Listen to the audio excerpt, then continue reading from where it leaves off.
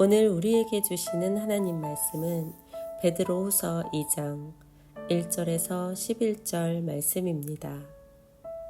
그러나 백성 가운데 또한 거짓 선지자들이 일어났었나니 이와 같이 너희 중에도 거짓 선생들이 있으리라. 그들은 멸망하게 할 이단을 가만히 끌어들여 자기들을 사신 주를 부인하고 임박한 멸망을 스스로 취하는 자들이라. 여럿이 그들의 호색하는 것을 따르리니 이로 말미암아 진리의 도가 비방을 받을 것이요 그들이 탐심으로써 지어낸 말을 가지고 너희로 이득을 삼으니 그들의 심판은 옛적부터 지체하지 아니하며 그들의 멸망은 잠들지 아니하느니라. 하나님이 범죄한 천사들을 용서하지 아니하시고 지옥에 던져 어두운 구덩이에 두어 심판 때까지 지키게 하셨으며 옛 세상을 용서하지 아니하시고 오직 의를 전파하는 노아와 그 7 식구를 보존하시고 경건하지 아니한 자들의 세상에 홍수를 내리셨으며 소돔과 고모라 성을 멸망하기로 정하여 죄가 되게 하사 후세에 경건하지 아니할 자들에게 본을 삼으셨으며 무법한 자들의 음란한 행실로 말미암아 고통당하는 의로운 롯을 건지셨으니 이는 이 의인이 그들 중에 거하여 날마다 저 불법한 행실을 보고 들으므로 그 의로운 심령이 상함이라. 주께서 경건한 자는 시험에서 건지실 줄 아시고 불의한 자는 형벌 아래에 두어 심판날까지 지키시며 특별히 육체를 따라 더러운 정욕 가운데서 행하며 주관하는 일을 멸시하는 자들에게는 형벌할 줄 아시느니라. 이들은 당돌하고 자긍하며 떨지 않고 영광 있는 자들을 비방하거니와 더 큰 힘과 능력을 가진 천사들도 주 앞에서 그들을 거슬러 비방하는 고발을 하지 아니하느니라.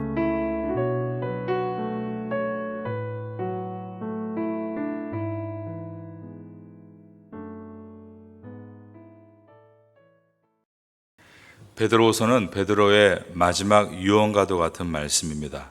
앞으로 순교를 직면할 베드로가 당부하며 쓴 말씀에 이 거짓 교사에 대한 말씀이 들어 있습니다.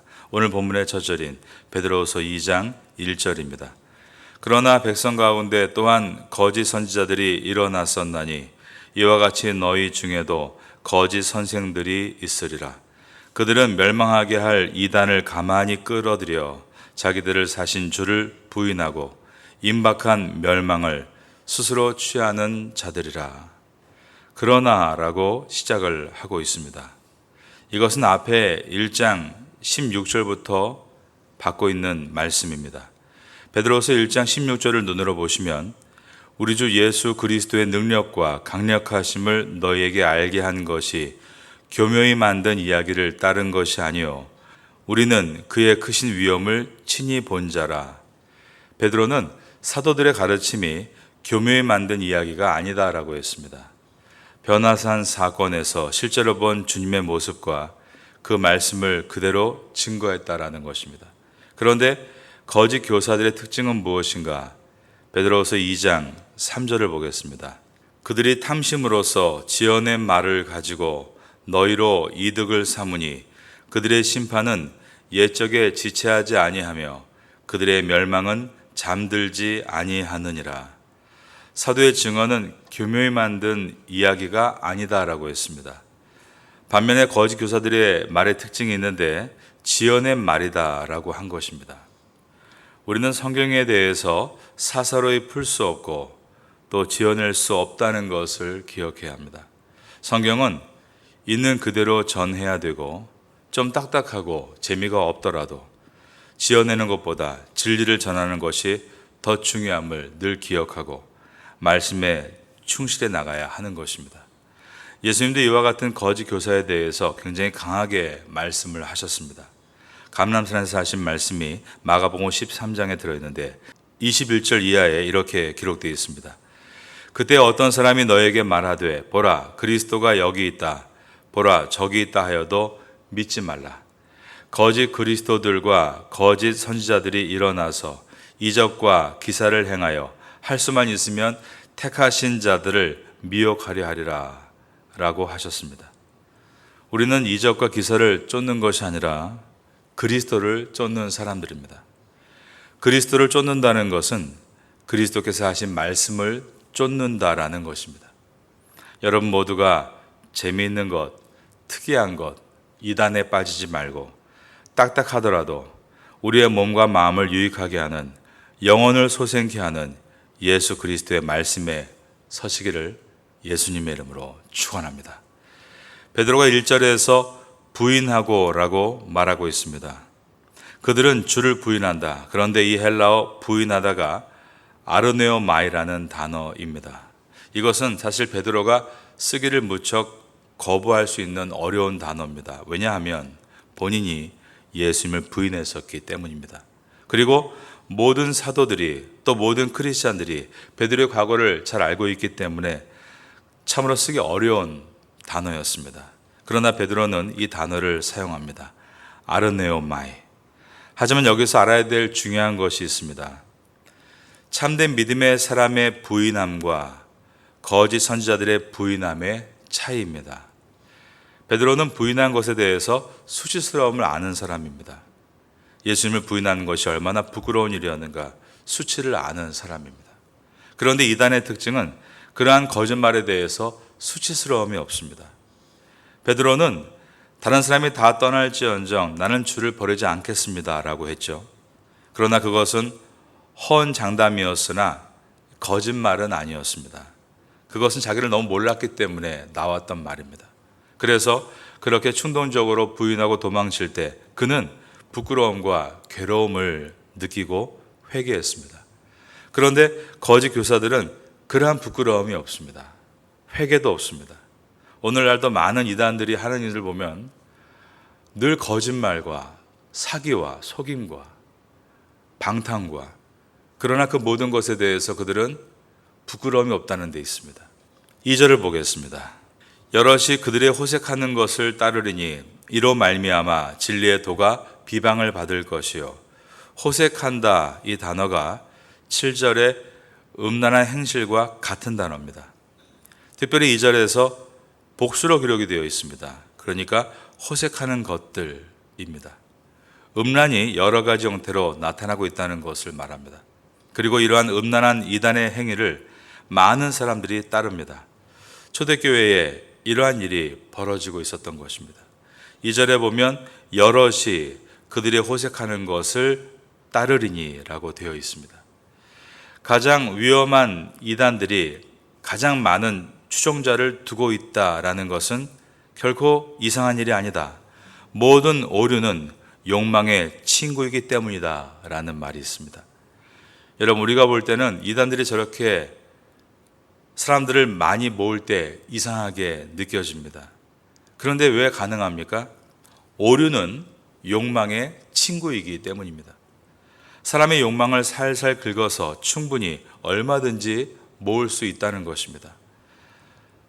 3절입니다. 그들이 탐심으로써 지어낸 말을 가지고 너희로 이득을 삼으니 그들의 심판은 옛적부터 지체하지 아니하며 그들의 멸망은 잠들지 아니하느니라. 그들은 마치 이리와도 같습니다. 양을 벗겨 먹죠. 여기에 보면 지어낸 말을 가지고 이득을 삼는다라고 되어 있습니다. 이단들의 특징이 있습니다. 매우 청렴해 보이고 희생적인 것처럼 보이지만 앞과 뒤가 다르다는 데 있습니다. 그 뒤에는 엄청난 이득을 챙기고 사람들을 곤란한 지경으로 빠뜨린다는 데 있습니다. 4절입니다. 하나님이 범죄한 천사들을 용서하지 아니하시고 지옥에 던져 어두운 구덩이에 두어 심판 때까지 지키게 하셨으며, 4절부터는 이제 세 가지 예를 들면서 하나님은 결코 그러한 죄에 대해서 방관하지도 용서하지도 않으신다라고 말씀합니다. 첫 번째로 범죄한 천사들에 대한 이야기가 나오고 있습니다. 이 범죄한 천사들이 누구일까? 어떤 이들은 범죄한 이 천사들이 노아의 홍수 때 있었던 사람의 아들들이다 라고 표현하기도 합니다. 그러나 여기서 중요한 것은 천사들이 어떤 존재인가가 아닙니다. 여기서 중요한 메시지는 심지어 천사들조차 하나님의 심판에서 면제되지 않는다라는 뜻입니다. 당시의 거짓 교사들은 우리는 절대 하나님께 심판받지 않는다라고 생각했습니다. 오늘날도 마찬가지입니다. 이단들은 늘 어떤 이단이든지 자기들만 구원받는다라고 생각합니다. 천만의 말씀입니다. 하나님을 조롱할 수 없습니다. 이것에 대해서 사도 베드로가 초대교회부터 있었던 이단에 대해 하나님이 천사들도 심판했는데 그들을 심판하지 않겠는가라고 말하고 있는 것입니다. 두 번째가 노아의 홍수 심판을 예로 듭니다. 5절을 봅니다. 옛 세상을 용서하지 아니하시고 오직 의를 전파하는 노아와 그 7 식구를 보존하시고 경건하지 아니한 자들의 세상에 홍수를 내리셨으며, 노아의 홍수 사건은 우리가 알고 있는 대로 노아의 가족 8사람만이 방주에 들어가고 나머지 모두 심판받았던 이야기입니다. 왜 심판을 받았는가? 그들의 경건하지 않음 때문이었습니다. 창세기 6장 5절에 보면 여호와께서 사람의 죄악이 세상에 가득함과 그의 마음에 생각하는 모든 계획이 항상 악할 뿐임을 보시고 라고 했습니다. 여러분, 하나님께서 우리를 보신다는 것입니다. 하나님께서 다 보고 계신다는 것입니다. 그리고 하나님께서 심판의 때를 정하셨다. 바로 이것이 노아의 홍수 사건입니다. 그러므로 두 번째 이야기도 마찬가지입니다. 이단의 잘못됨에 대해서 결국 하나님이 심판을 뒤로 미루시거나 미루시지 않는다라고 말하고 있는 것입니다. 세 번째로 소돔과 고모라의 이야기입니다. 6절 말씀입니다. 소돔과 고모라 성을 멸망하기로 정하여 재가 되게 하사 후세에 경건하지 아니할 자들에게 본을 삼으셨으며, 소돔과 고모라는 우리가 알고 있는 대로 성적 범죄로 유명한 곳입니다. 소돔 고모라의 소돔, 영어로 소도마이트, 지금도 남색이란 단어로 사용되고 있는 단어입니다. 그러나 소돔과 고모라의 죄가 성범죄뿐이었을까? 에스겔서 16장 49절과 50절에 이렇게 기록되어 있습니다. 제가 여러분께 읽어드립니다. 내 아우 소돔의 죄악은 이러하니 그와 그의 딸들에게 교만함과 음식물의 풍족함과 태평함이 있음이며, 또 그가 가난하고 궁핍한 자를 도와주지 아니하며 거만하여 가증한 일을 내 앞에서 행하였음이라. 그러므로 내가 보고 곧 그들을 없이 하였느니라 라고 되어 있습니다. 즉 소돔 고모라에는 사실 많은 죄악들이 있었다는 것입니다. 이웃을 돌아보지 않고 살인하고 범죄하는 죄악 가운데 음란한 죄, 이 성적인 죄를 특별히 말하고 있는 것은 그 죄가 하나님의 창조 질서를 어기는 죄였기 때문입니다. 남자와 남자가, 여자와 여자가 그런 남색과 또한 동성애를 통해서 범죄하는 것을 대표적으로 보여주시면서 소돔과 고모라가 얼마나 타락했는가를 기록한 것입니다. 여러분, 무법한 일은 결국 멸망으로 갈 수밖에 없습니다. 7절의 말씀입니다. 7절에 보니까 무법한 자들의 음란한 행실로 말미암아라고 되어 있습니다. 우리는 그러므로 오늘 이 세 가지 예를 통해서 우리가 하나님 앞에서 구원받은 성도라고 할 때 정말 중요한 표징은 비록 딱딱하고 어렵지만 주의 말씀을 입에 물고 살아가는 데 있습니다. 세상의 욕망과 짝해서 인간의 원함을 가지고 살아가다가는 결국 이와 같은 죄악에 빠짐으로 심판에 이를 수밖에 없는 것입니다. 우리는 우리의 죄성을 인정해야 합니다. 인정함으로 말미암아 항상 진리에 설 수 있도록 힘을 써 나가야 하는 것입니다. 이것이 바로 사도 베드로의 마지막 유언이었습니다. 8절입니다. 이는 이 의인이 그들 중에 거하여 날마다 저 불법한 행실을 보고 들음으로 그 의로운 심령이 상함이라. 여러분, 오늘도 세상에 나가면요, 우리가 상할 일이 참 많습니다. 불법과 불의한 가운데 살아가야 하는 것입니다. 하지만 여러분들은 성도로서 그 모든 것을 정화하고 이겨나갈 수 있는 살아있는 생명의 말씀을 품고 살 수 있기를 바라겠습니다. 9절입니다.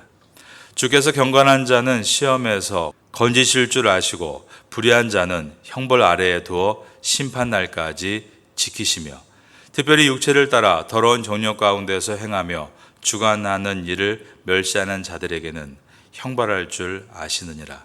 이들은 당돌하고 자긍하며 떨지 않고 영광 있는 자들을 비방하거니와.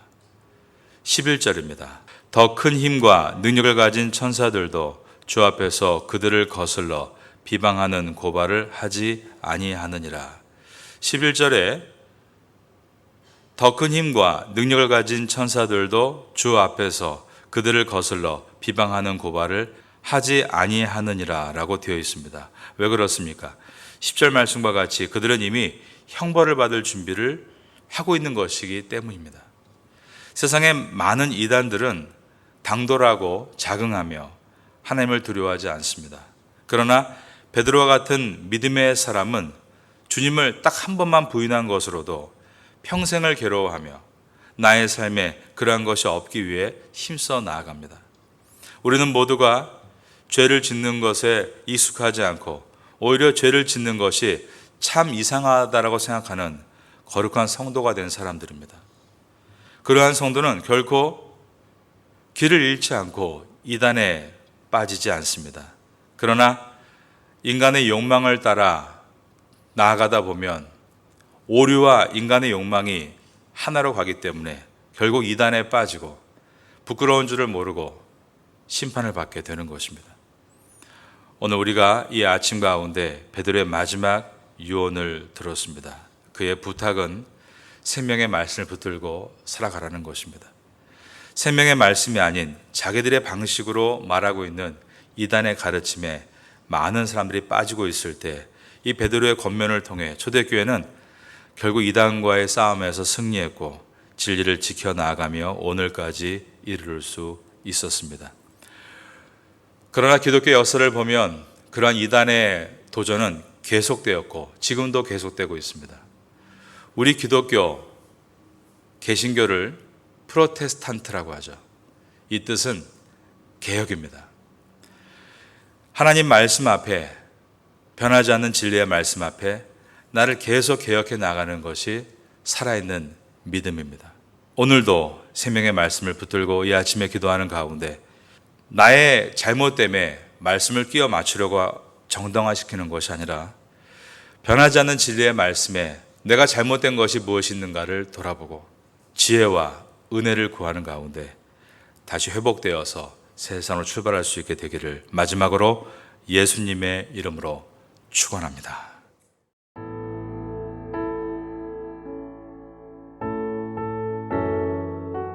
지금은 함께 기도하는 시간입니다. 6월 공동기도 제목은 첫째, 우리 조국이 외세의 힘이 아닌 하나님을 의지하게 하소서. 둘째, 조국교회가 사명을 잘 감당하도록 힘을 주소서.